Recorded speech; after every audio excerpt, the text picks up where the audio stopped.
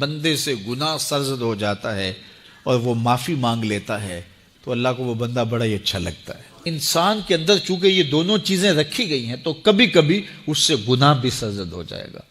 نیکی اس کی عقل، اس کا فہم، اس کا ادراک، شریعت کی رہنمائی، انبیاء کی تعلیمات اسے بتائیں گی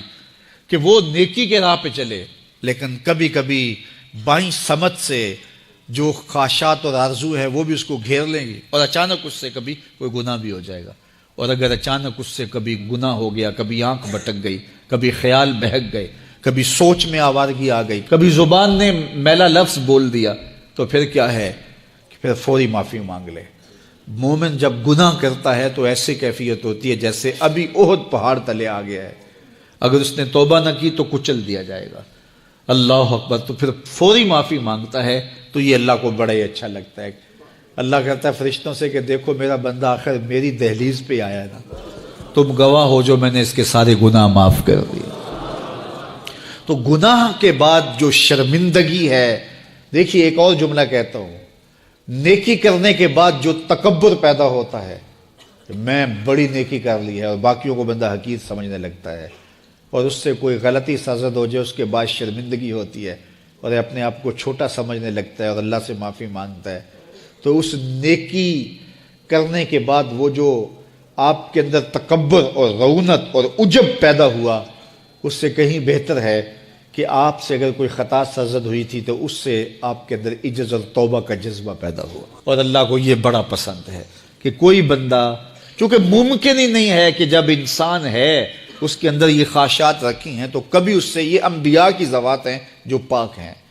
باقی کبھی کچھ خطا سرزد ہو جائے گی، اس سے معذرت کر لے۔ آپ نے نام سنا ہوگا ایاز کا، محمود غزنوی کا بڑا محبوب وزیر تھا اور بہت زیادہ بادشاہ اس سے محبت کرتا تھا، تو آیان سلطنت جلتے تھے، تو بادشاہ گاہے گاہے کوئی ایسا منظر ان کو دکھلاتا کہ اس سے میں خاص پیار کیوں کرتا ہوں۔ ایک دن بادشاہ کے ہاتھ میں موتیوں کی بھری ڈبیا تھی اور محل کے اندر یہ ایک حوض تھا، تالاب تھا، تو اس کے اندر اس نے وہ سارے موتی پھینک دیے۔ شفاف پانی اور نیچے فرش پہ پڑے ہوئے موتی نظر آ رہے ہیں، تو اس نے ایک ایک وزیر کو کہا کہ یہ موتی نکال کے لاؤ اور سنو اپنا لباس اور اپنا بدن نہیں بھیگنے دینا۔ تو سب نے کہا یہ کیسے ہوگا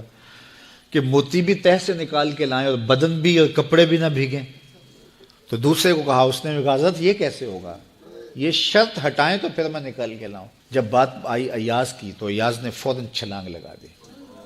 موتی پکڑے، ڈھونڈے، ہتھیلی میں لیے اور کانپتے ہوئے بدن کے ساتھ بادشاہ کے سامنے پیش ہوا، حضور یہ لے لیجئے۔ بادشاہ غصے میں تھا کہ میں نے کہا تھا لباس اور کپڑے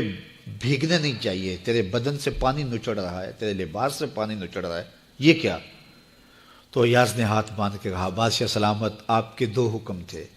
ایک حکم یہ تھا کہ موتی نکال کے لانے ہیں، دوسرا حکم یہ تھا کہ کپڑے اور بدن بھیگنا نہیں چاہیے۔ ایک کام میں نے کر دیا ہے، دوسری غلطی ہو گئی ہے، معافی چاہتا ہوں۔ تو کہا وزیرو یہ ہے خوبی اس کی، تم نے کہا ہم کیسے نکال کے لائیں، اس تالاب میں اتریں گے تو بدن تو بھیگے گا ہی بھیگے گا۔ تو کہا جب شہوات دی گئی ہیں، خواہشات رکھی گئی ہیں، آرزویں دیوانی ہیں،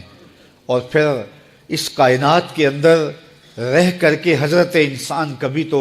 اس تالاب کی غلاظت سے اپنے آپ کو بھر ہی دے گا،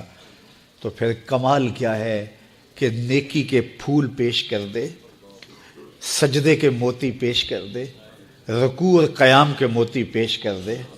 ہمدردی انسانیت کے ساتھ پیار کے موتی پیش کر دے، سارے موتی پیش کرے، پھر مالک کا جلال کہ تیرے کپڑے کیوں بھیگے، یہ گناہ کیوں کیا، یہ گناہ کیوں کیا، ہاتھ جوڑ کے کہے مالک اس کی معافی مانگ۔ تو اللہ تعالیٰ پچھلے گناہ نہ صرف معاف کرتا ہے بلکہ ان گناہوں کو نیکیوں میں تبدیل کرتا ہے۔